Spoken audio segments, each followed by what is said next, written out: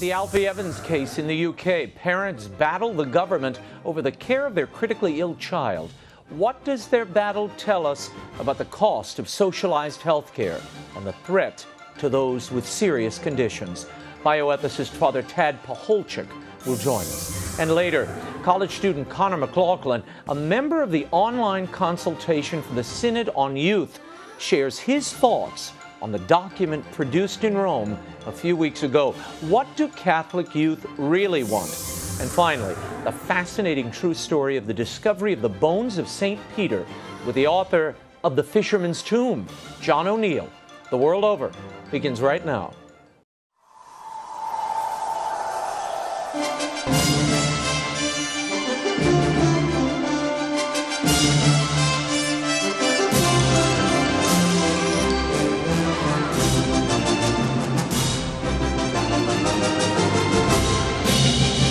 Now, from Washington, D.C., Raymond Arroyo.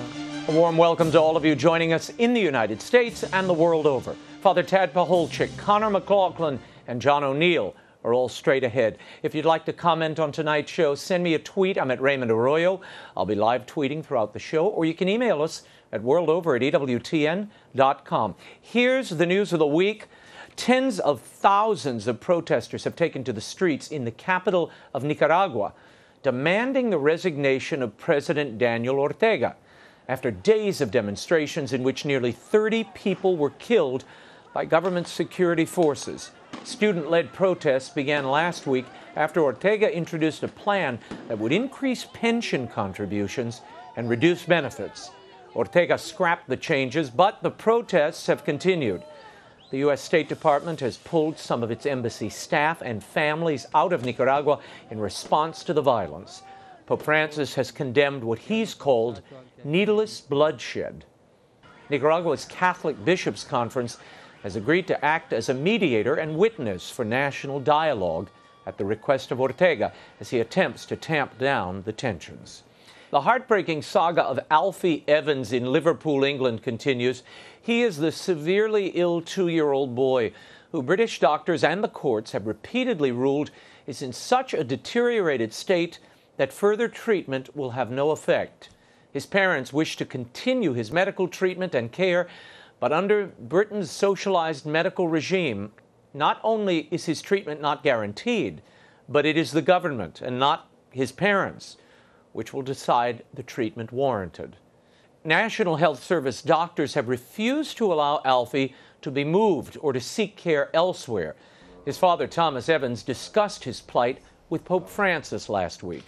The Pope offered complete support, and this week, an appeals court upheld a lower court ruling that flying Alfie to the Vatican's Bambino Gesù Pediatric Hospital in Rome would be wrong and pointless. Alfie was removed from life support on Monday, but he continued to breathe on his own despite the diagnosis of doctors. Joining me now to discuss this heartbreaking story and more is the Director of Education at the National Catholic Bioethics Center, neuroscientist Father PACHOLCZYK. Father Tad, welcome to the program. Thank you so much. I want to start with why the National Health Service is so insistent on demanding that this child remain in this Liverpool hospital and wasn't allowed to seek treatment elsewhere. Well, this is a great question. That's probably the million-dollar question, Raymond. The argument seems to be basically that in the best interests of the child, he should be kept here, he should be kept under our watchful eye, and because pretty much any intervention that could be offered in the minds of this hospital would be futile.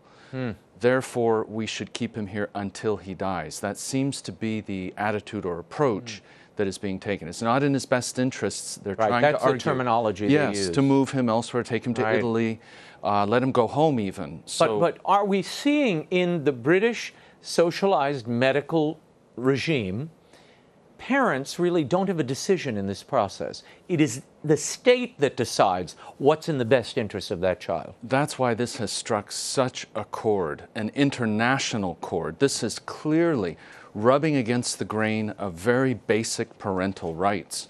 Your ability to make healthcare decisions for your own child is under direct threat here, and everybody can see that. I mean, what these parents are requesting is in no sense unreasonable. And especially when you add another consideration to the mix in this case, which is they don't even have a diagnosis for Alfie. Right. There's a neurodegenerative disease of some unknown etiology. So if it's unknown, you don't know what the future course is with 100% certainty. And look, when they said we're going to pull the tube so he can't breathe anymore, the ventilator, he's going to stop breathing immediately. Right. He's already been going, what, 36 hours? Yeah. So well, they pulled the ventilator out on Monday, and the child continued to breathe on his own, and yet the hospital was determined not only to deny him oxygen, which they gave him for a little while, then they took it away. They've also denied him fluids, nutrition. How is that justifiable, and how is that in the best interest of this boy, this life? And you know, they talk about, for example, sustaining his dignity, giving him a dignified death, that kind of language.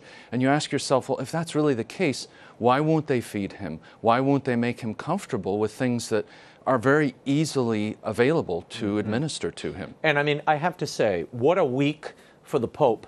The Pope met with the father, Alfie Evans' father, at the Vatican, and then tweeted out this week, moved by the prayers and immense solidarity shown little Alfie Evans, I renew my appeal that the suffering of his parents may be heard and that their desire to seek new forms of treatment may be granted. And the Pope didn't stop there. He backed it up by sending the CEO of the Bambino Gesù Clinic in Rome to Liverpool. She posted at the hospital, and there was a military plane waiting to take him back to Rome for treatment. The Italian legislature also granted him citizenship status. So Alfie was a citizen of Rome, of Italy rather. Why would the National Health Service be so belligerent and deny all of these efforts to help this child? What difference does it make to them? Yeah, even if you argue it from the point of view of finances, you would still not have an argument on their behalf, because if they were to release Alfie, they would not have to take care of him anymore, pay, provide any more coverage. So there is a complete lack of kind of correspondence here with reasonableness on their part. So we're in a situation where this appears to be some kind of exercise of power. Yeah. This is our domain, our dominion. We are in a socialized medicine setting, and this is how we're going to play this out all the way to its bitter end. Is this the cost of socialized medicine? I think we decide, we'll tell you what to do. I think there's a definite tendency in this direction. This is a removal of what should be parental prerogatives and a usurpation of that by the state, or at least by the medical system, and supported by the judicial system. Right. Notice how strongly it's supported. It's unbelievable. Every time they go higher and higher on the food chain, even to the European Union, it's dashed, immediately dashed. It's amazing. This boy has been in the hospital since December of 2016. He had a chest infection, and then he had ongoing complications, but he fought back, and then he had another infection, and then he fought back, and here we are. But if actuarial tables are what is being used, and they say, look, the cost of this boy's care exceeds the quality of life, so the best thing to do is rescind that care. Okay, they've made that decision. We get it.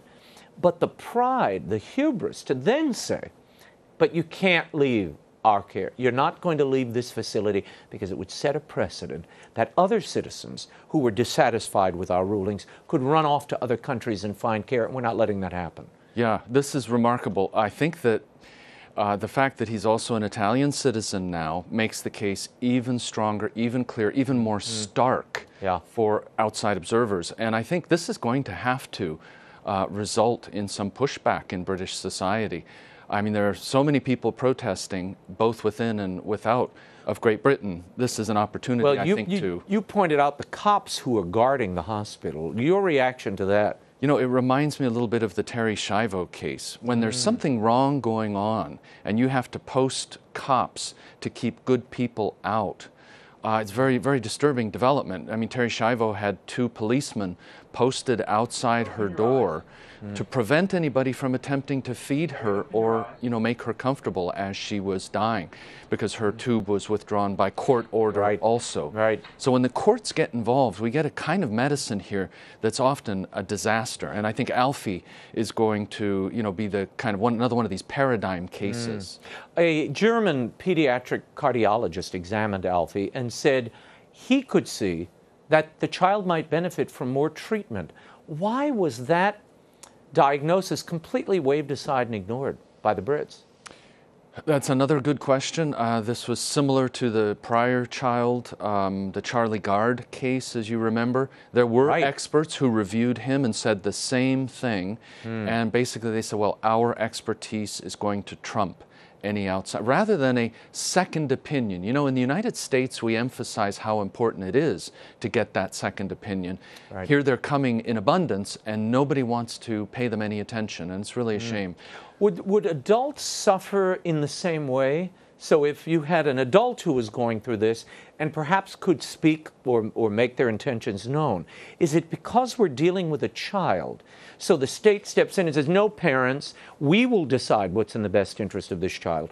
Or would they have similar rights over adults as well? This is very difficult to say. I think in the arena of parents and children, we see the state wanting to get involved. We see the state, for example, wanting to do things like, if your child makes up their mind that they want to receive contraception or have an abortion, we don't have to tell you as the parents. So there's this kind of intentional wedge that seems to be being driven between parents and children.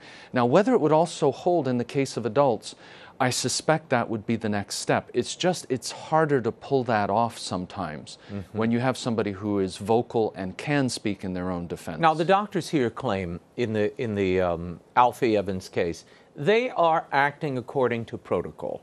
And the protocol would be you suspend treatment if what you're offering will cause the child, quote, unacceptable pain and suffering and is not in his interests. Yeah, but the pain and suffering, his dad over and over, and his mom, have emphasized that Alfie is not suffering. There's no indication of suffering or pain. I suspect, though, that if they continue to deny him food and water, there will be pain, there will be discomfort that he will eventually feel. This is a very primal appetite to be hungry. A hungry child, Absolutely. So I think, that piece is clearly up for debate. And, best interests, well, what are his best interests? If it's the case that this degenerative disease is going to progress and result in his death, then it's clear you would want him to be comfortable.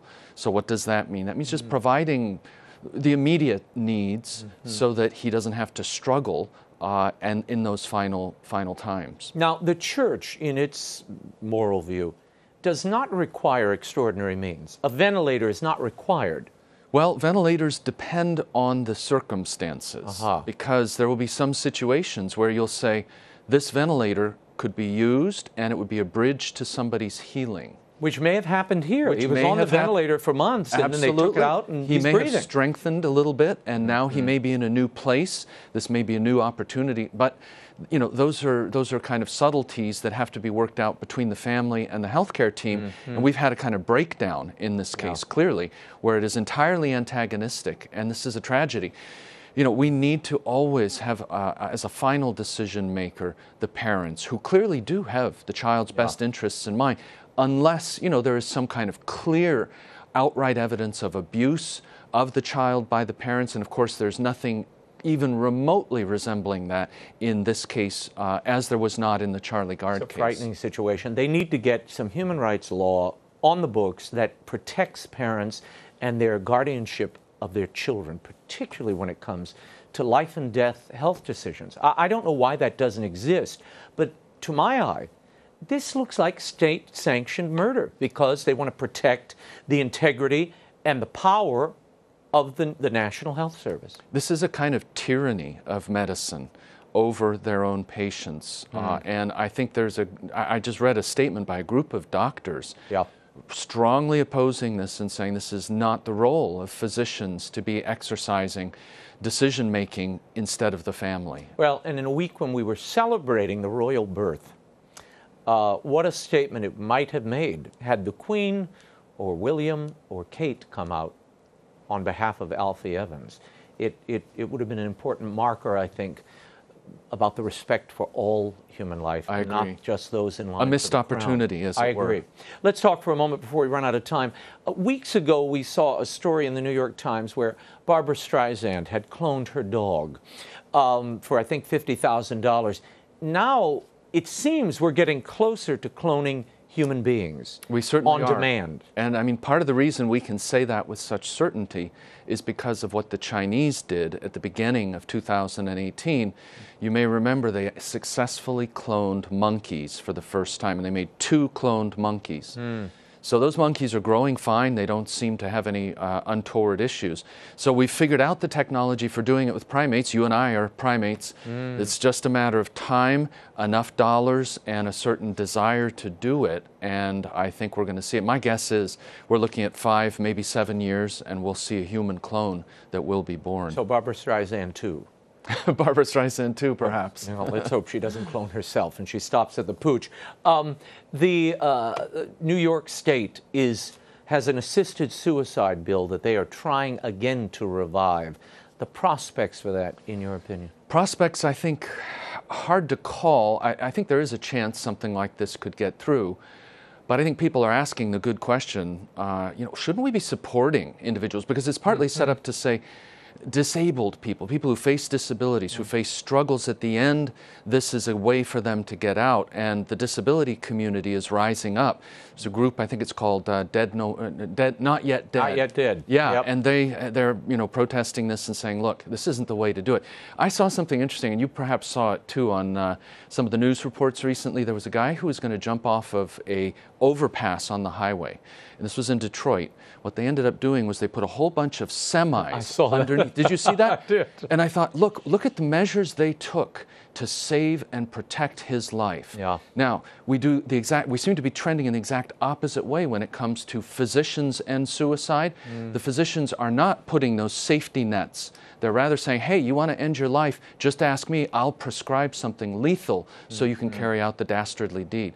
Tragic kind of collapse of the medical profession at its core. No, we're seeing it internationally. Father Tad PACHOLCZYK, thank you for being here. Thank you so much. We'll check in again soon. For more on Father Tad's work and to read his commentary, visit National Catholic Bioethics Center's website at ncbcenter.org.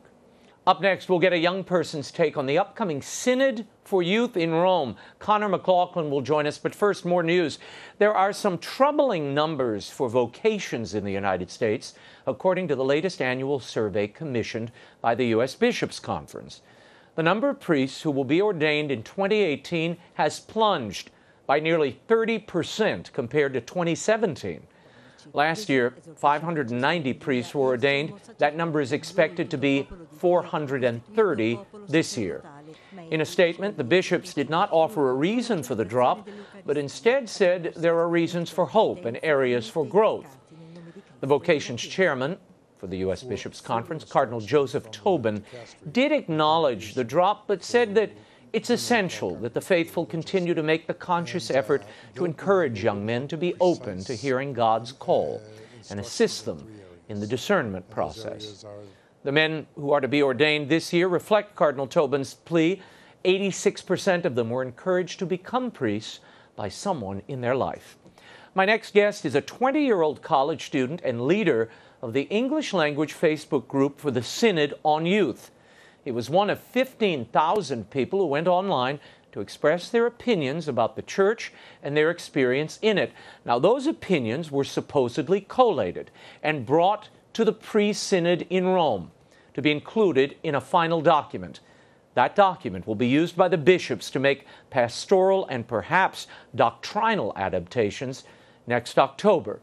Here to share his thoughts and concerns about the final document is Conor Mclaughlin, who joins us from Charlotte, North Carolina. Conor, thanks for being with us. Now, tell me, why did you join this Facebook group? What was your charge? What were you supposed to do? Well, I saw an ad on Facebook that basically said, hey, do you want to get your voice out to the church? And as a young person, like, that's something that is huge. You can never get an opportunity to get your voice sent straight to the Pope. So when I saw that, I was like, okay, let's join this Facebook group. Let's jump right in. Let's answer these questions. And honestly, let's just get voices out there. And the whole idea of just having all these young people together to get their voices out inspired me so much at the beginning.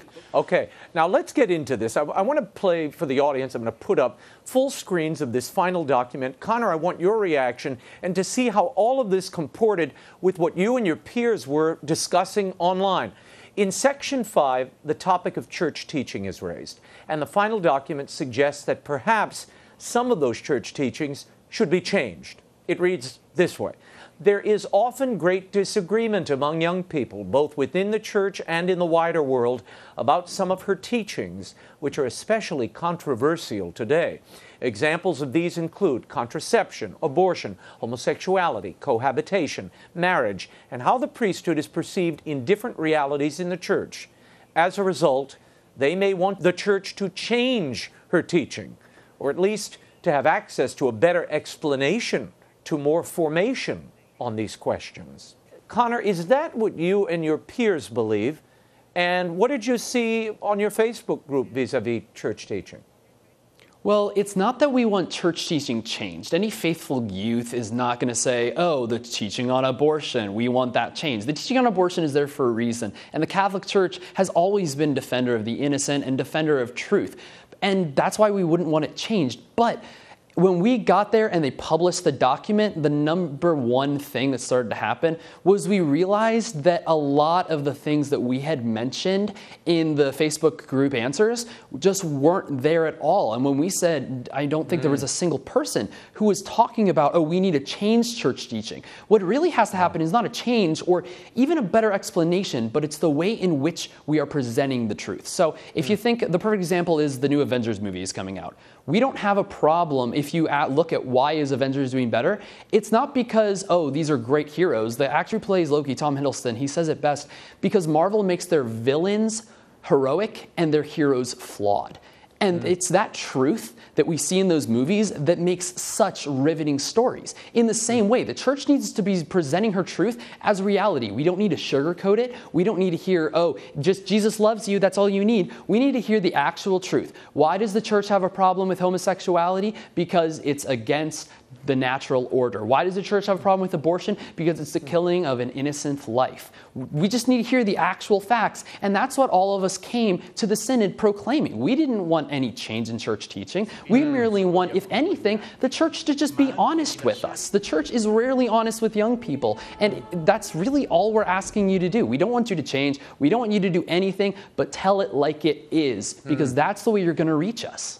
Now, Conor, further down in the same section that we were just talking about, there's a statement that seems contradictory because it says, similar to what you just said, many young Catholics accept these teachings and find in them a source of joy. They desire the church to not only hold fast to them amid unpopularity, but to also proclaim them with greater depth of teaching. It looks like they're covering both sides and in the middle in this document. There seems to be an internal contradiction. Why do you think that is? The kind of back and forth here. We want the church teaching to change, but actually we want it to be proclaimed more stridently.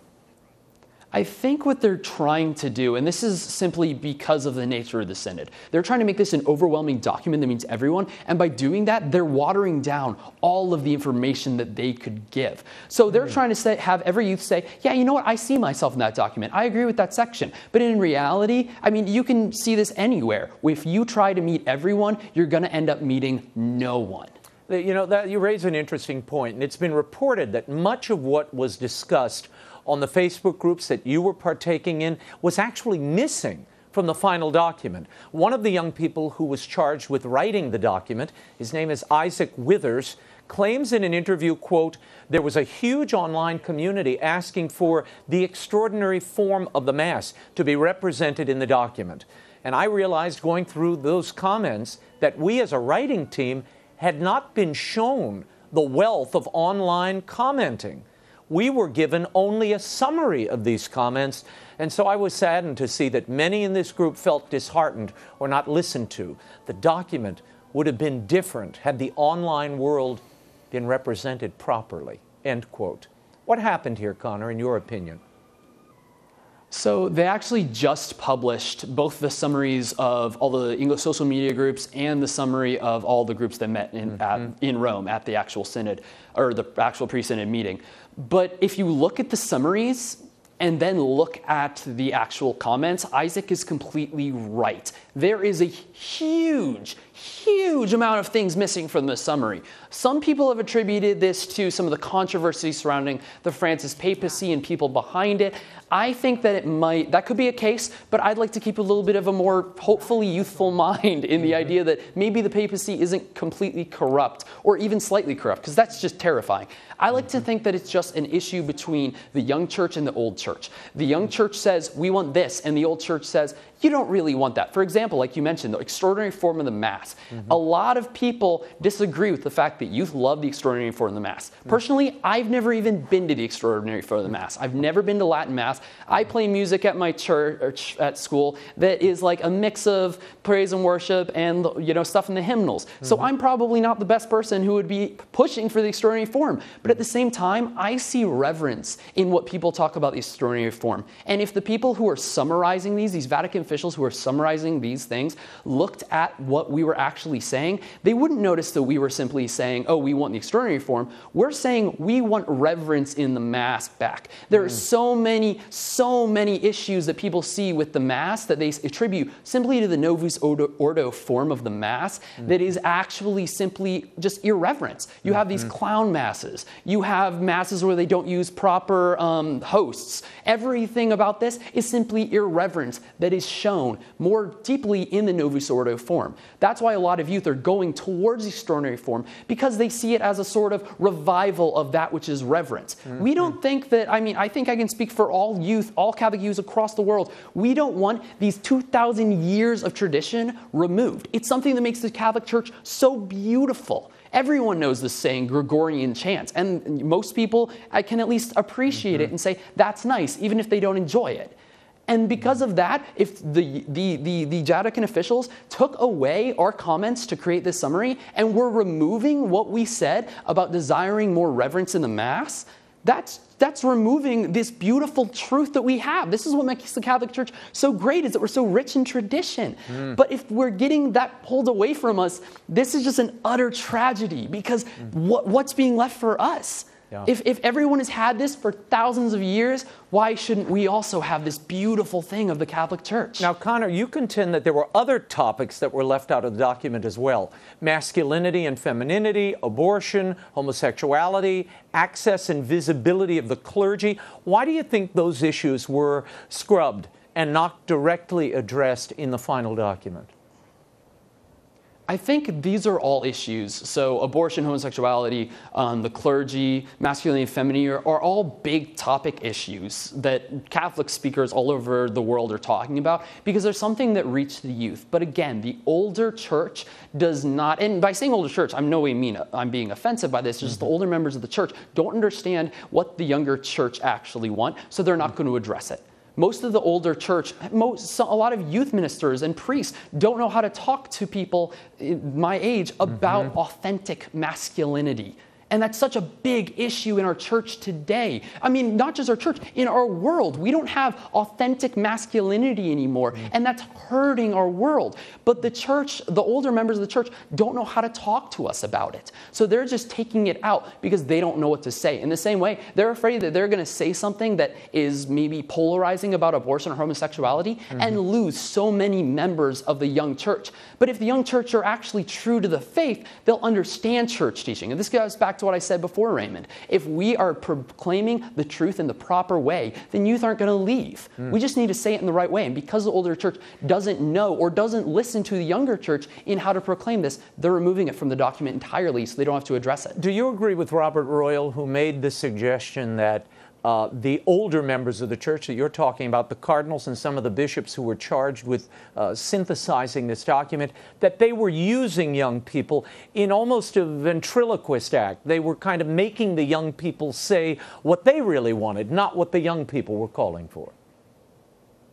I mean, it's a huge possibility, especially with the fact that so much was left out of the summary. I mean, I don't know for sure, so I'm not going to say one way or the other, but it seems very likely that that is the case, yeah. Now, Conor, I was pilloried, and this is going to be a long intro to the next question, by a very small group of people who maliciously took a question I asked my panelists weeks and weeks ago, and they distorted it. They took it out of context. They claimed that I was being callous toward young people or suggesting that the Vatican should not listen to them. Now, this is the dark side of social media that, frankly, I loathe. People can say and do all manner of things with abandon online, and their viciousness really knows no bounds. I was asking a question about the particular people invited to this pre-synod gathering in Rome. And I asked whether the bishops were listening to these particular young people who had little experience of life or God. Now, a couple of people out there in social media land decided to twist those words to suggest that I was saying no young person could experience God and that I was judging all young people. This is a sad joke. Anyone who knows me and has watched this show for years knows how I feel about young people. I've devoted the majority of my literary life writing books for them. I've personally spoken and listened to tens of thousands of students all over the country and even globally. I've launched Storyented, which is a literacy campaign for young people. And I started a guild to advance the cause of sainthood for Matty Stepanek, a boy whom I think was profoundly touched by God before he died at 14. So forgive me if I'm not persuaded by their silly arguments and trash talk. But to the point, Conor, you were concerned about some of those invited to this pre-synodal event as well. Who were they that you were concerned about? And are they reflective of the group that you joined online? I don't think they are reflective either of the group that I was a part of or of the Catholic Church in general. If you have atheists in the church who believe that God is not real, that isn't representative of us at all. Those of us who believe not only that God is real, but that just like you, Raymond, we will devote our entire lives to serving Him. I mean, I do Catholic YouTube. I've done it for the past 3 years with my channel. And my channel's called Rise Up Jerusalem because my entire life goal, I want to focus on getting my fellow peers to rise up and follow God. And if they have people at the synod who are supposed to be speaking for me, my listeners, any type of youth, people like me, they shouldn't be people who don't believe in God or who believe in a different God or people who have fought our religion for so many years. If that's the case, and again, this goes back to trying to include all young people. If this is what they're trying to do, then it's not responsive of not just myself, but of all Catholic youth. I am not an atheist. I should not be represented by an atheist. I'm not a Muslim. I should not be represented by a Muslim. I should be represented by a faithful Catholic who believes the Church's doctrines and wants to help the bishop understand what the youth believe in order to help us get to heaven. That's Conor, who should be there. repeat the story you told me earlier about a participant who walked out of the pre-synodal meeting because not only were there atheists invited into this meeting, but there were Muslim individuals.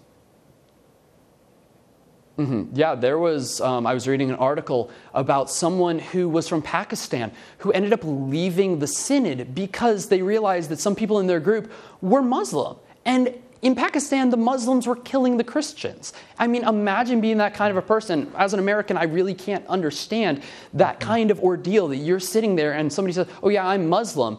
How can you talk about God and how the youth should be affected and how the youth should be helped across from someone whose family killed your family? I mean, not metaphorically, of course, but I'm sure back in generations they fought. Yeah. Well, look, I mean, I can understand if the church wanted to hear from all young people, but when you are gathering a group of young people around issues of faith, doctrine, pastoral concerns, morality, the Catholic teaching, I doubt if the imams, are inviting Catholics or Presbyterians in to consult with them on how to adapt Islam for the next generation. It wouldn't happen, and I wouldn't blame them for not including the Presbyterians and the Catholics. The final document also mentioned the role of women in the church and the desire for change there. Conor, I want your reaction to this. It says, today there's a general problem in society in that women are not given equal place. This is also true in the church. What are places where women can flourish within the church and society? The church can approach these problems with real discussion and open-mindedness to different ideas and experiences. What do you make of this? Honestly, it's a little bit scary because whenever you start talking about the role of women in the church, the first thing that comes up is a flashing outside that says women deacons. And we've been over this so many times. This is not a thing that's actually going to happen or that should not actually happen. Women can flourish all across the church. I mean, Mother Teresa, Mother Angelica. You can't tell me those women weren't upheld by the church. And in the simple day-to-day life, not going across India or starting this television station, women I see everywhere doing great work in the church. There are women who read the readings for Mass. There are women in choir. You don't have to be masculine or feminine to put your gifts for the church. Everyone has a gift. You make it the best you can of it. It's just like Jesus said, we each have different gifts of the Holy Spirit that we are given. And that's the biggest issue. It's not a question of how should women be represented in the church? It's how can youth best use what they are given from God to serve the church? And if we're starting to get about women deacons and all that, that's just clouding the entire conversation away from the actual issue. Conor, before I let you go, given what you've seen, and you really had a front row seat on watching the evolution of this pre-synodal document, where do you think the synod in October is headed? And what do you expect to hear coming out from that? When all the bishops of the world convene around this document and offer their own reflections and, I suppose, changes and adaptations. Honestly, this is why a bunch of us started a Facebook group to respond to the document. We're not rewriting the document, of course, that we don't have the ability to do that, but we're going to expound upon the document because as is, the document is really, really, really not going to help the bishops. Like I said before, it is very watered down. It doesn't give any specifics. Our document is taking a lot of what we see that is missing from the actual face. We downloaded all the Facebook comments, compared to the summaries and said what is missing from what like Isaac Withers said, what is missing? And so we're taking mental health, we're taking masculinity and femininity, we're taking all of that and we're bringing it so that we can bring it to the bishops and say, look, here's actually what we believe. Fortunately, hopefully, I hope they will read that. And if not, I don't know where the church is going to be with youth because we're already in a really, really precarious situation. And I don't want it to get any worse. We just don't deserve that as a young church. Conor, before I let you go, where can people find you on Facebook? What's the address? So the address for the group is if you just type in the response group for pre-synod document, that's what we are. It's really simple. That's all we're doing. We're responding to it. And we're not a bunch of Americans. There's 2 people from Poland. There's someone from Pakistan. There's someone from China. We're a group from all over the world. Granted, if you want to join us and help us, please log in, answer the questions. Join us in our mission. Please help us show the bishops Conor, what we really want. You know, I've been inspired by this. So here's the deal I'm going to make, and I'm sure my staff is going to love this. In October, I want you to come back and some other young people. I'm going to convene our own young papal posse and give you all a chance to comment on the outcome of this youth synod. Would you be up for that? Sounds fantastic. Okay, we're going to hold you to that, and we'll bring a few others along. Conor Mclaughlin, thank you so much for being here. We'll check in with you in the coming months. Conor Mclaughlin, thank you so much for being here. Finally tonight, my next guest is an attorney, a former U.S. Supreme Court law clerk, and a New York Times best-selling author. He's directed a lifelong interest in archaeology and early Christian history into a new book. It's called The Fisherman's Tomb, the true story of the Vatican's secret search. It's about the discovery of the remains of the Apostle St. Peter. Welcome to the program, John O'Neill, who joins us from Houston, Texas. John, thanks for being here. Thank you. It's an honor to be here, Raymond. I want to start with where this story really begins. In 1939, a workman is digging beneath St. Peter's. They're looking, the Basilica that is, they're looking for a tomb for Pius XI. What happens? He began to dig. Pius XI wanted to be buried under the Vatican, which was fairly unusual. They began digging out an altar for him, and the workman took probably the most important fall in the history of archaeology. He fell 20-some feet down, and all of a sudden he was in a huge room full of fantastic Roman murals and great Roman statuary. Absolutely astounding. They summoned the man who would become Pius XII, and they moved a little further, and they found the most amazing thing of all, Raymond. They found the tomb of a Christian woman marked with a fish symbol, marked with the symbol of the Samaritan woman pouring grace, and with the words requies and pace. Now this is in the 2nd century, only 400 yards from the Roman emperor's palace. The Romans at this time are killing the Christians every place they can find them, and there are no, or virtually no, Christian inscriptions anywhere. So it was an astounding discovery. Now, tell me what happens here. Pius XII comes to the throne of St. Peter. He decides, because he knew, obviously, the pious legend and the story, that Constantine built St. Peter's atop the tomb of St. Peter the Apostle, but no one dared challenge that. I mean, that was kind of it was considered at the time nothing more than a pious legend. Exactly. The church had tried twice, in roughly 1500 and 1600, to find Peter under the Vatican. Both efforts ended in failure. They revealed only pagan graves, and so people were very worried that Peter really wasn't there. And of course, this is a search for a needle in a haystack, but Pius had absolutely no doubt he'd find him. He lined up financing from a wealthy, anonymous Catholic donor who's detailed in the book, and they began searching right in the middle of World War II with the fascists right outside the Vatican, later the Nazis, and they began doing it with hand tools under terribly difficult conditions. What they found was a city of one Roman tomb after another, huge room-sized tombs, some of the greatest Roman artwork and statuary in the world, but they didn't find Peter right then. So they decided to go immediately to the center of St. Peter's, that is, if you dropped a plumb bob from the top. And they found probably the most curious structure in the history of archaeology there, a series of altars, one inside another. Yeah, let's get to that in a minute, because there's a lot there to explore. Tell me about this George Strake. Now, he's an oil man. He's a bit of a wildcatter, not unlike Pius XII, we might add, who authorized this scavi, this excavation beneath St. Peter's. How did he come into the picture? He discovered the third largest oil field ever discovered on Earth, and he believed that God had given him that oil field. And he described himself as a wildcatter with God on his shoulder. And he believed that his job was to return all that money during his life anonymously, taking no credit. So he became a tremendous donor to special projects of Pius XII and other projects like hospitals, schools, universities, but particularly Pius XII's causes. And so he is the man who provided tremendous financing for this entire excavation, now, secretly. This he was goes told on. no one would ever know. Why was it a secret, John? Why did Pius XII consider it necessary for this to be a secret? And it was kept, the world was kept in the dark about this really for a decade. Well, one big reason was that the fascists who controlled Rome thought themselves to be the successors to the Romans. They could have cared less about Peter, and they probably would have seized control of the digs if they had even known about it. Moreover, of course, Pius was very worried about a false claim of success leaking out or a premature claim of failure.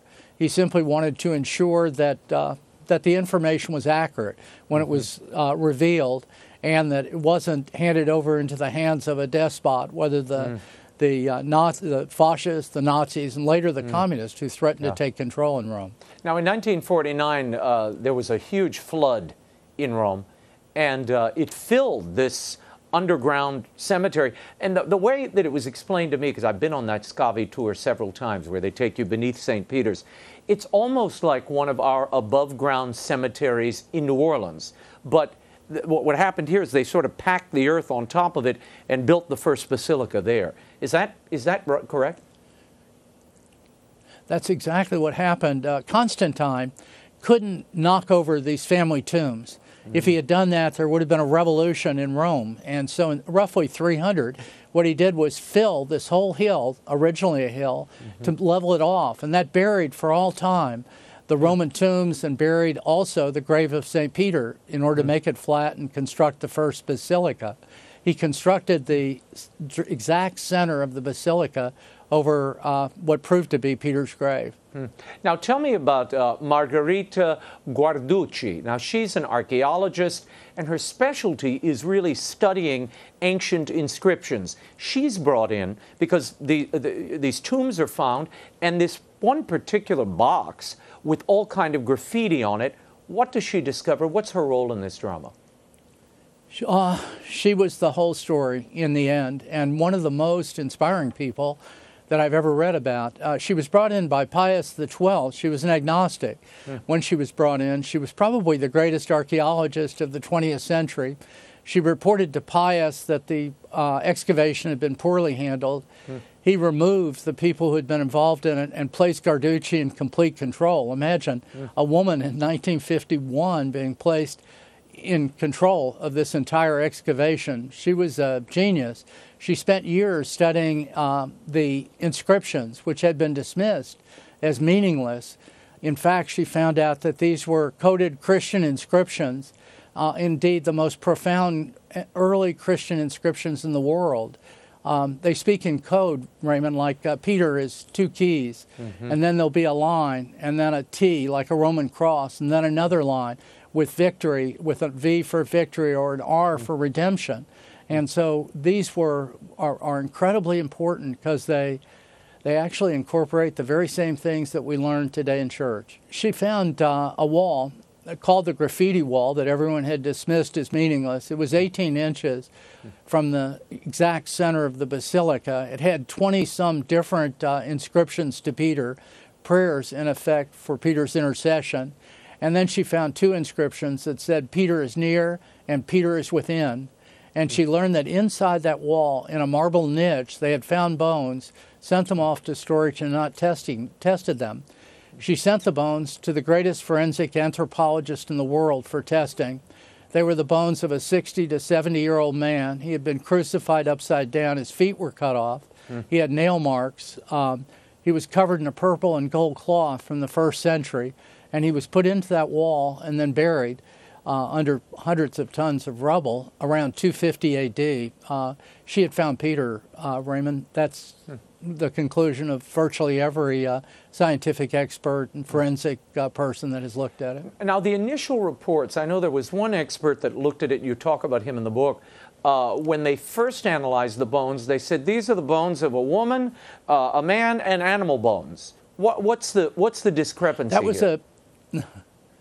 Well, the discrepancy is that next to a trophy, they found a set of bones in 1942, and they immediately assumed that those were Peter's. Only when Guarducci caused them to be tested did they learn those were the bones of a woman. It took Guarducci another 7 years of decrypting and then testing to get the true bones, the bones that had been placed in the wall niche immediately next to that trophy around 250 A.D. And she published these findings around 1963, and Pope Paul VI agreed with her and published a forward book and announced that Peter's relics had indeed been recovered. Now, John, in 2004, you were a New York Times best-selling author. You vowed you'd never write again after that. Why this story? And tell me the personal story of your cancer diagnosis and how that hastened your desire to make sure this story was told. Well, I really am not much of a public person, Raymond. I sort of enjoy just sort of my family and stuff. But in and after writing the 2004 book, I wasn't never going to write again. However, I happened upon this story. I knew the strikes. I learned about the story of Margherita Guarducci. I had wonderful Michael Novak showed me through what was the beginning of the Scavi tour in Rome, and I knew this was a story that people really needed to know. I dithered. I got 4 different kinds of cancer. I nearly died from cancer and MRSA. My doctor still calls me Mr. 5%. And what really happened is God gave me the time to actually write this book. And I considered it so important that people learn, first, that St. Peter is not Santa Claus. There was a real St. Peter. He was located, he was crucified by Nero, as Tacitus describes, in 66 AD. He was buried under the Vatican. The great church was erected over him. and most of all, that those early Christians, who could have been killed at any time for what they were scratching in rock, believed exactly the same things that we believed. And so thank goodness and thank God I had the chance to write the book, and that's why I wrote it. Yeah, it's a fascinating book, and really revives figures that have been forgotten or might be in danger of being forgotten. Tell me, of all the stories surrounding St. Peter's death and burial, what surprised you most when you begin delving into this topic and researching the story? The most amazing thing that I learned about the go-between in financing and much outside stuff was a priest named Father Walter Carroll, completely forgotten today. Walter Carroll ran the so-called Rome line that saved the lives of hundreds of thousands of Italian Jews. With money from the United States, he actually was the very first person after American troops into Dachau and Buchenwald and concentration camps to help Jewish survivors. In 1945-46, they started small churches in communist areas in order to give people an alternative to communism in Italy. And he appeared over and over again. He was an unbelievable man. He probably saved Rome in 1944. The Allies were considering bombing it because they had lost 42,000 dead, captured, wounded on the Anzio beachhead 30 miles from Rome. He met over several times with Franklin Roosevelt, with Beadle Smith, with Matt Clark, and as Matt Clark said, he probably changed the whole course of World War II. He's completely forgotten, except I like to think of him as the man who saved Rome. And there's a great tower erected to him at Sacred Heart Parish in Pittsburgh, built by his friend George Strait. John, before I let you go, I've heard the story when visiting Rome.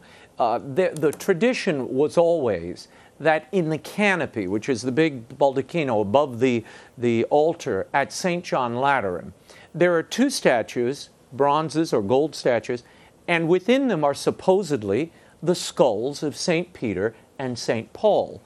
Now, I have been told by folks who took me down to the Scavi and by researchers at the Vatican that when they took the bones discovered in the graffiti wall that you talked about earlier, and then the skull, purportedly that of St. Peter's, the DNA matched between the skull and the bones. Have you come across that in your study? I haven't yet, actually. That is a fact I was unaware of, Raymond, and it must reflect a test, fairly recently. Yeah, I think it's only been in the last maybe 10 years or so. It's very, very clear. The most powerful evidence, other than the exact location, the fact that the cathedral was built over it, that there are first century popes buried around it, the most compelling evidence is the forensic evidence itself. You would have to believe that early Christians, sort of on a lark, had buried a man after crucifying him upside down because his feet were cut off and the nail marks were there, and had put him in a wall to somehow mislead everyone, and then covered it with rock for 1,700 years, marking in code the only way to get to him. So, I'm a lawyer. That's a case I'll try anytime. It's 100%er. That's Peter. The other thing that people don't realize, when you go on the Scavi tour, you can see the external remnants, the columns and the walls of the Constantine Basilica, which is buried beneath the current St. Peter's. People don't realize that. I mean, that evidence is there. So, as you walk around, you do see the outlines of that basilica, which took my breath away the first time I saw it. What amazed me the very first time I saw it were the magnificence of these Roman tombs, unbelievable, with the pictures of the Euripides plays and great statuary, and then the very simple little Christian graves, including that of Paul VI, who of course was buried there, whose final words were, "Bury me near Peter in the simple earth." And I think it reflected the difference in attitude. The Romans believed that this was the end of everything, and the Christians believed it was simply a way station, and they would move on. That's why I wrote The Fisherman's Tomb, hopefully to bring that story to everybody. Why have you chosen to contribute all the proceeds from this book to the relief of persecuted Christians in the Middle East? I got very involved with Christian refugees in Irfan who were fleeing ISIS. Their children had been, if they were males, had been killed. their daughters, terrible things were done to. Many of them were crucified.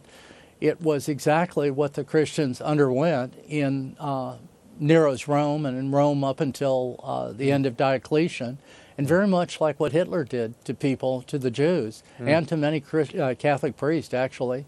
And it just, to me, cries out for help. And so that was a great cause that I could give to, and maybe I could emulate in my own small way George Strait, who gave everything. It's certainly a wonderful cause today. The great organization, Catholic Relief, has done wonderful work in Irfan, and the U.S. government, until recently, was totally absent. Thank you, John O'Neill, for being here. The book is The Fisherman's Tomb, the true story of the Vatican's secret search. It's available at bookstores everywhere and online. That is all the time we have for now. Until next week, the show continues on Facebook and Twitter. Like me on Facebook, you can follow me on Twitter. The links are at RaymondArroyo.com. Be sure to join us next week. George Weigel will be here to discuss his new book. Until then, we'll be scouting the world over for all that is seen and unseen. On behalf of the staff and crew of EWTN News, thank you for watching. I'm Raymond Arroyo from Washington, D.C. Bye now.